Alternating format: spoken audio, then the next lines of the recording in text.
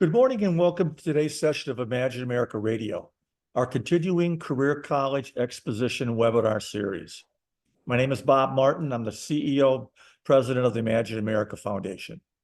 I want to welcome all of our visitors to our 5th year of the IAF College Exposition webinar series, where we have now produced and distributed more than 165 webinars like today's session, with our total viewers and listeners now surpassing 6,500 local educators and counselors.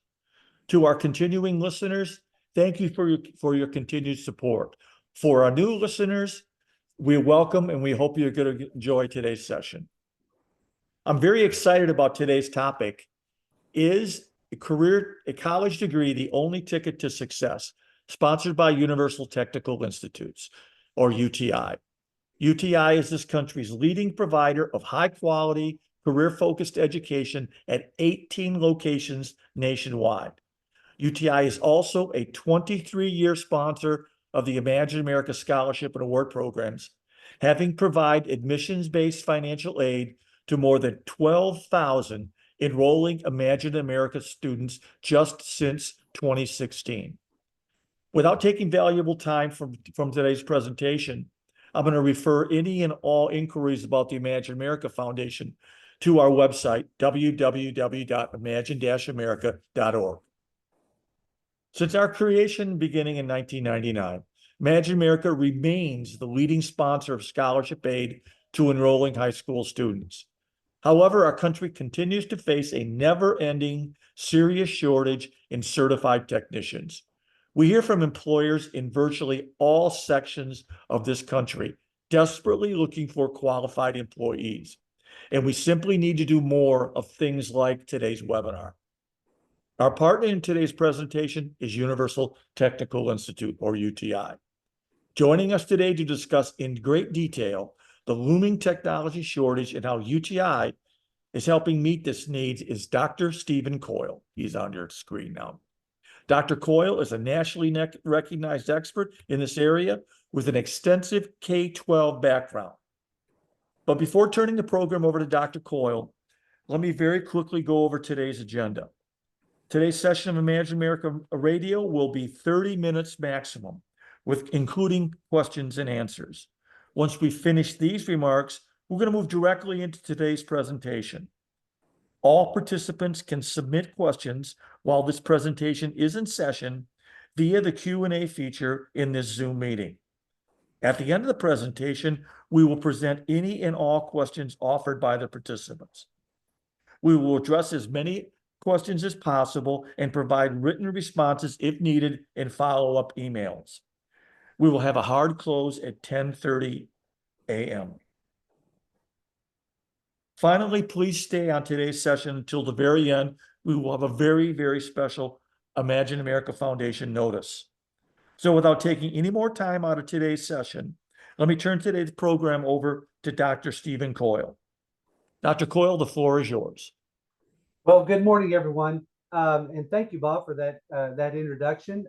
Just want to give a special shout out. I got a couple of special people on the call with us. I have Sean Whitman, who is our Area Vice President up in the Northeast. We have two of our regional missions directors, Kevin Jarrow and Sean Sammons. So I just wanted to reach out to them. And then finally, my esteemed colleague down in Florida, Ashley Gastel. She's our new National Director of Council and Academic Relations. So just want to give a shout out to all of them and let them know thankful that they're here today. So let's go ahead and get started. So we definitely know that there's a movement in this country today to learn more about CTE programs, computer and technical education. As Bob said, we do have a shortage. Unfortunately, that gap is not narrowing. It continues to widen. We have to do something about it. And, when I first started doing this several years ago, I got a little pushback from educators, school counselors, administrators, really professing that, oh, you got to have that college degree to be successful. But that's changing. It definitely is. And there's definitely a movement in this country that's all about that change. Gen Z kids, don't you just love them? These are your students that you have right now that you're dealing with. These Gen Z kids, they value education, no doubt about it, but they're not patient people. They want it now, right away. I always get tickled. Our financial aid people will say, I've emailed that student over and over again. They haven't responded. They're not reading emails. Their parents aren't reading emails. But what you have to do is text them. They're Snapchatters, they're Instagrammers. That's what they do. They're just not buying into this idea that they have to go to school, or they want to go to school for 4 or 5 or 6 years. They want to get in, get out, get into a career. They want to make money, no doubt about it, but they're looking for alternatives. One other interesting thing, though, is for the first time, we're now seeing that this generation is being called the tool belt generation. This is the first time that we've had a group like this that we've actually labeled this way, and with good reason.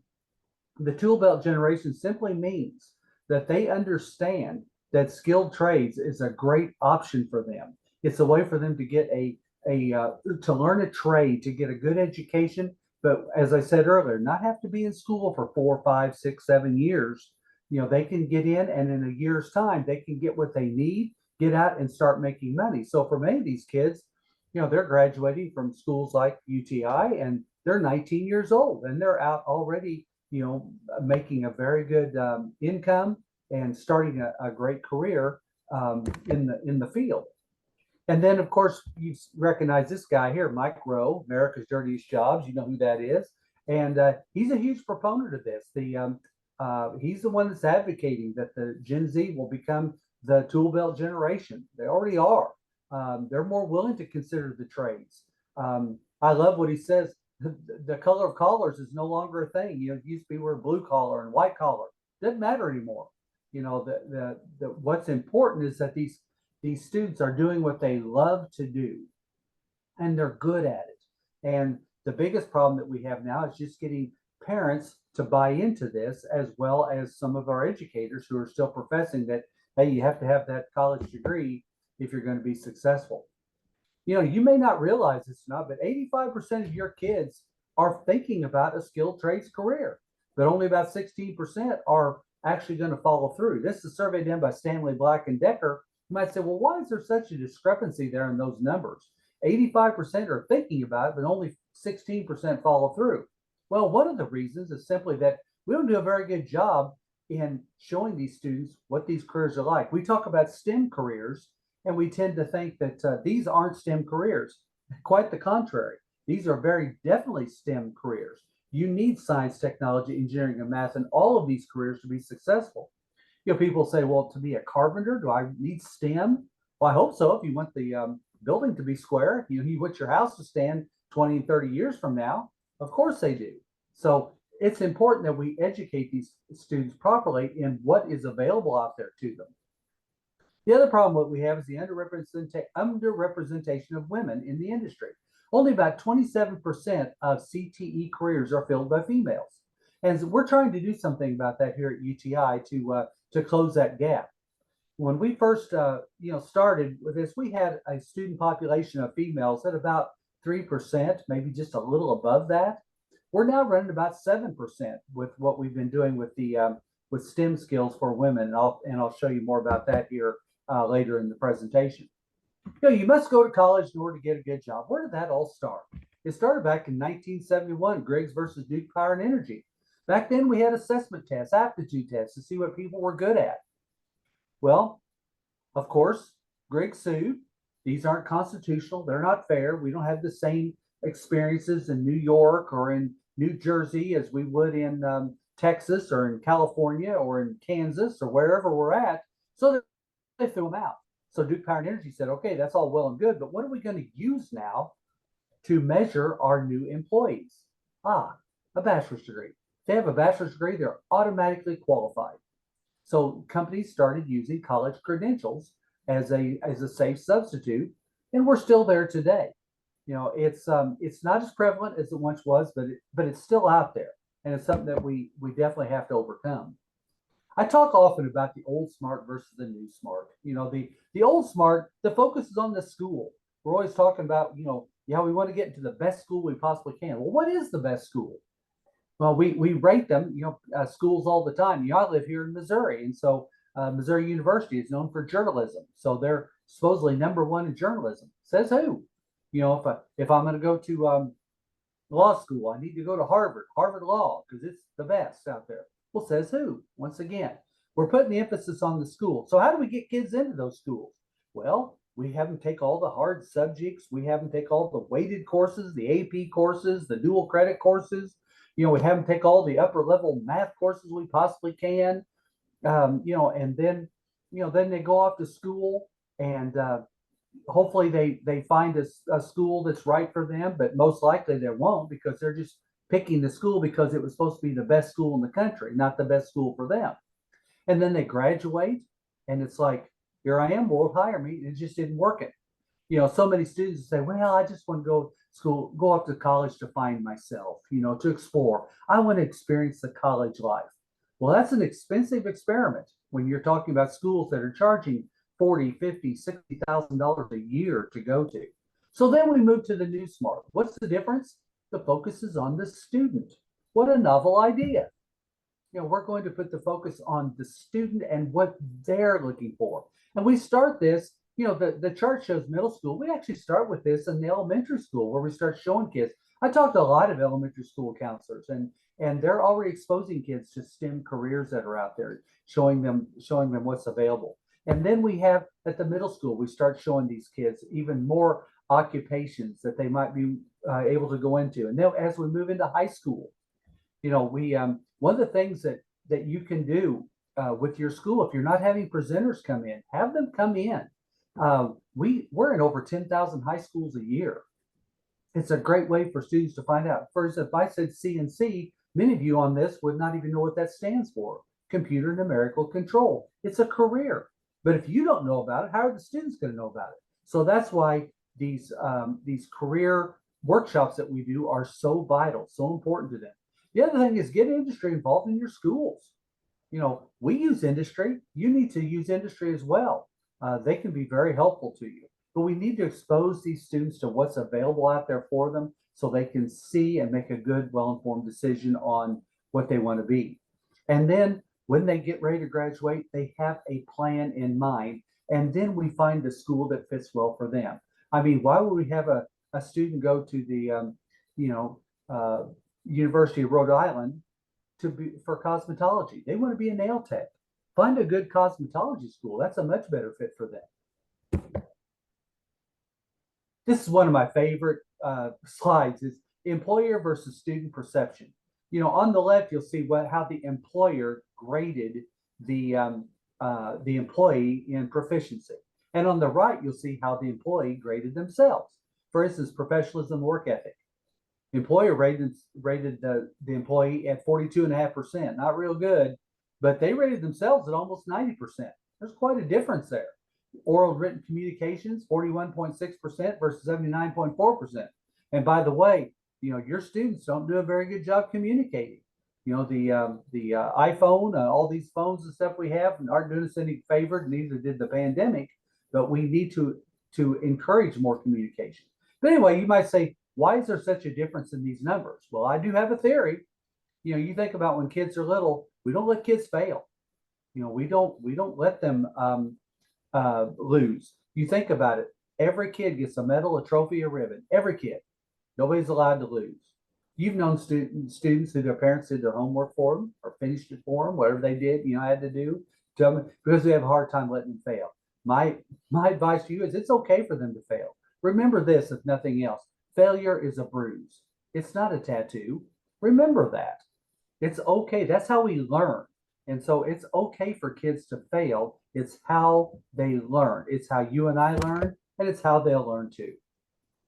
A sad statistic here is that almost 5 out of 10 of people that are walking around with a bachelor's degree in their pocket or a master's degree aren't using it. They didn't need it. That's pretty sad when you think of the time, the energy, the money they put into this, only to find out they didn't need it. They're not using it. It's like going buying a new car and then pull it in the garage and just leave it there. You want to use that education. So that's why it's so important for career readiness and career pathways with you as educators, that we're giving these students the advice that they need to be successful in what they want to be in. the important thing, we always use the word passion. We want to be, what are they passionate about? Let's think about what they're good at. That's what's really important here. What are students good at? And so then we as educators can help encourage that and help them run with it to be more successful. 7 reasons to consider a post-secondary trade school over a baccalaureate pathway. I'll run through these real quickly with you. Number 1, or I guess number 7, we're working down to number 1, it costs less, right? Think about it. You're only in school about a year. So naturally it's gonna cost less. You're not gonna be there as long. Maybe colleges, universities now, they're running, as I said earlier, $40,000, $50,000, $60,000 a year. And then you're going to be there 4 years, maybe 5 years, maybe 6 years. That adds up pretty quick. So by being there less, it's going to cost less for you. Number 6, classes are smaller and more focused. That's one thing at our in our programs, we are very high on these on the student teacher ratio. Our student teacher ratio average is around 20-1. That's very important. You go to schools that your larger universities. My second daughter went to Kansas University, and she had a class that had over 1,000 students in it. It's easy to get lost in those. How are you going to get the instruction and the training that you need? Trade schools can offer a compelling career pathway. You can't just come to UTI. You have to be invited. And how does that happen? Through a personal interview with the student and their parents to make sure that this is what they want to do. We want to make sure that not only are they a good fit for us, but that we're a good fit for them. That's very important because they're making a career decision here. We want to make sure that this career pathway is what they want, because that's what we focus on what they want to do or what they want to become. Competitive salaries. The salaries offered these, oftentimes educators think of what we teach, auto, diesel, collision, motorcycle, marine, NASCAR, those type of things, that they're hobbies. Well, they're hobbies that they pay very well. And you know this because you've had people come out to your home to work. You've had people work on your car or your truck. You know how much you have to pay for these people to work on things. So it's really a no-brainer that the amount of money that these professions pay. Trade school jobs are hard to export. I was thinking about, I have my Volvo XC40. I love my Volvo XC40. It's a Swedish car. I don't send it to Sweden to get the oil changed. It's done right here in this country, so we don't we don't have to but I don't have to worry about exporting that. So they're going to stay right here in the United States. Number 2, provide job placement assistance. I still remember my daughter that graduated from KU. She went in pre-med. She came out a film major. I still haven't figured that one out, but she did. And she went to work for Atlas Media in New York. She worked there for 6 months. Then they hired her. She had to prove herself, and then they hired her.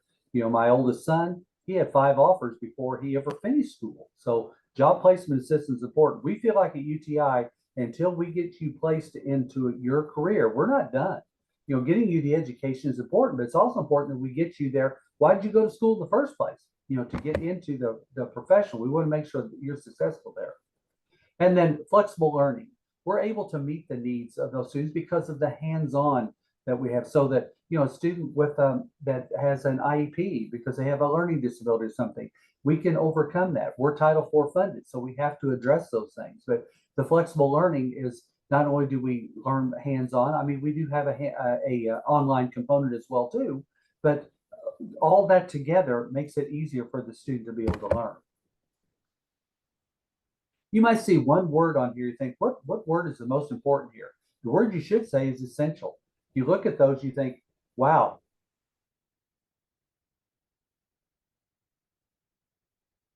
Are those all really essential? Well, think of your life without those in it. Look at that list there. Now you might say, Eric, me, well, maybe not to you. It's very important to me because tomorrow, I'm going to be getting on a plane heading to Exton, Pennsylvania. Those guys are very important to me. Or you might say, well, a plumber, is that really essential? Well, not till the toilet doesn't flush. Then that's your BFF. They're very important people. But these all have, they're not essential because we teach them, because we do. But they're essential because you need them in your life. And they all have 2 things in common. Number 1 is they're all in demand. And number 2, they pay very well. Women in STEM. I promised you earlier I was going to talk to you more about it. We started a Women in STEM program 4 years ago. In fact, Ashley is going to be at our NASCAR Tech campus in Mooresville, North Carolina, doing our first one of the year. So we're really excited about kicking these off this year. But the mantra is you can't be what you can't see. These girls have no role models, and that's one of the things that we're really stressing is that these girls, get to experience STEM. We want them to come to our campus so they can see a true STEM school and see how it works. We bring in a panel, like Ashley has a great panel set up in Mooresville. These are all women in STEM. They have successful careers. So these girls can ask them things like, were you scared? What did your parents say? What did your boyfriend say? That kind of thing, because they're worried. They're moving into a field where they haven't been invited before. So that's very important to them. Then at the end, we have them fill out cards. And here's one girl, I like watching cars go fast, but wow, today I couldn't stop smiling. I was intrigued with everything. I had no idea how I would start a job in this career. Now all I can think is to apply here after high school. We showed her a world that she didn't know was available to her before. So it's, we'll have tears at these things. These girls get so excited, so emotional about it because there's been a party going on for years. The boys have been invited, the girls have not. We have to change that as educators to make sure the girls are getting involved too. We have over $15 million in scholarships and grants, and we don't give half of that away. People say, well, I can't afford to go to school. Of course you can. Look at the money that's available out there. It's there for you. We have grants for housing because we do offer housing. And we have grants to help students get to school. All these things are available to them. We do everything we can to help students to be successful. And as I mentioned earlier, we are Title IV funded. So they do a FAFSA to see what they qualify for. And then we go from there to get them packaged so they can start a great career. I show you this slide because we're one of the few schools that can show you this slide. In fact, we're the only school that can show you this slide because we have so many alliances with industry. But I show it to you because you can partner with industry as well too. We do. We have events at dealerships all the time where we work with the students and with their parents too, so we can show them what it's like. I was just in a dealership yesterday. I was in the waiting room. There was TVs. There was a fireplace. They had snacks. Had water available. They had all different kinds of snacks, coffee and juice available. Before you might get a bottle of water and that'd be it. So the relationships are very important. Tuition reimbursement, I'm very excited about this because students can actually get their school paid for. In New Jersey, for instance, we have Ray Catine up there. They do a package that's worth over $50,000 to our graduates. They will help pay off their student loans. And then they'll give them a tool allowance, a boot allowance, a tenure bonus, a sign-on bonus. All these things are available to them.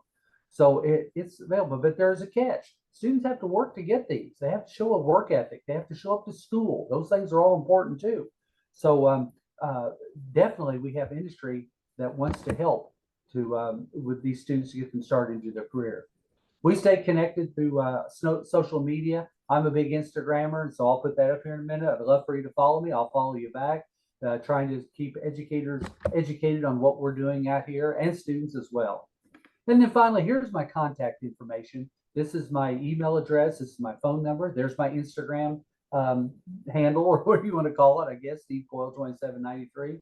But I know you have a lot of things going on in your day, so I appreciate the time you spend with us. But I just want to close by saying, it is how many possessions you have. It's not how much money you have or anything like that. Do you have your own QR code? Because there's mine right there. So feel free to take a shot of that and reach out to me. I'd love to get some feedback from you. Thank you so much. Have a good rest of your day. Thank you, Stephen. Great job. We got some questions. Okay. First one has to do with admission requirements.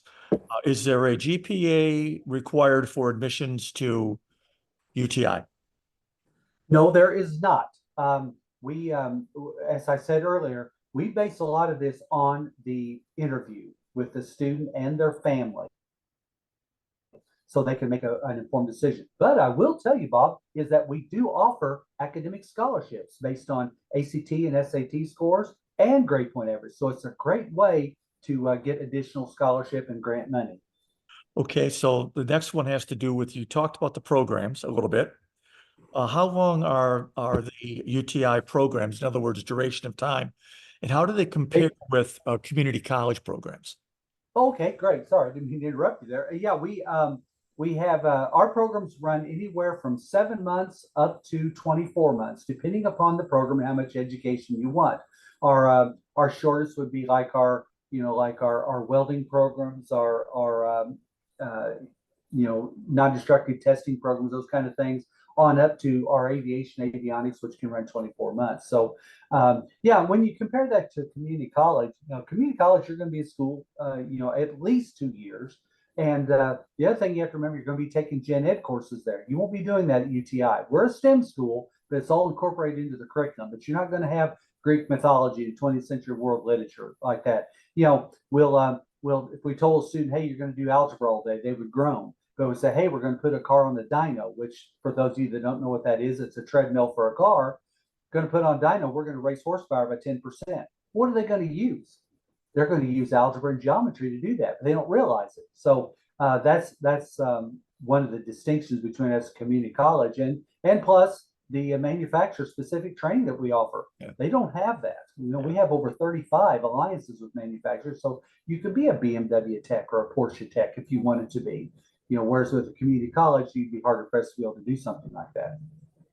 Yeah, I always say that if you've got a focused, disciplined young person, and they want to get in and they want to get out, and they want to get the best training they possibly can in the fastest amount of time to start making money, UTI and other career schools are exactly the kind of schools to look at.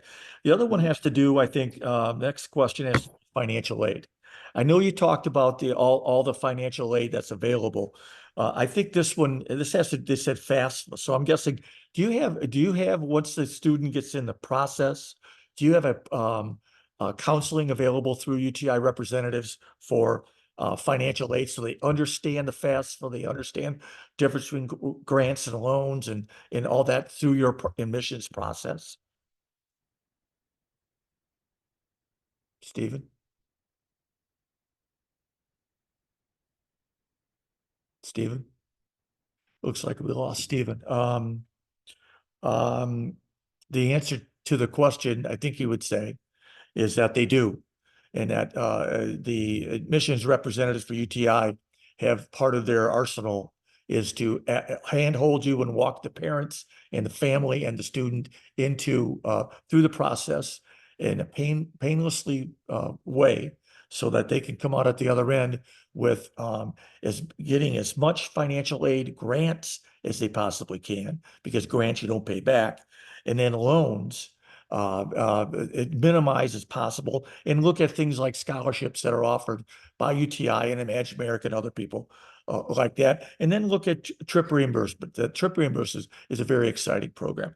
We had another question that has to do with housing, but I'm going to leave that for now, just to say that to answer the question for the participant, UTI for the most part are destination schools, and they do have housing assistance available, which means they have an apartment finder group that will help match the student into a living situation locally around the campus, and that's available through the admissions process with the financial aid representative. So let me just conclude today's presentation by summarizing a few next steps. The Imagine America Foundation has recorded this session and will forward this recording to any and all of the registrants. It'll also be located on our YouTube channel off of our website. We're going to be following this session up with a survey when you leave, and we would really appreciate it if you give us your feedback through that survey, and because it's an extremely important piece of our evaluation of the process and the programs that we put on. Before closing, we want to thank the participants for taking time out of their very busy schedule. We know you've got a number of different competing demands on your time. We just appreciate you carving a little bit of time for us.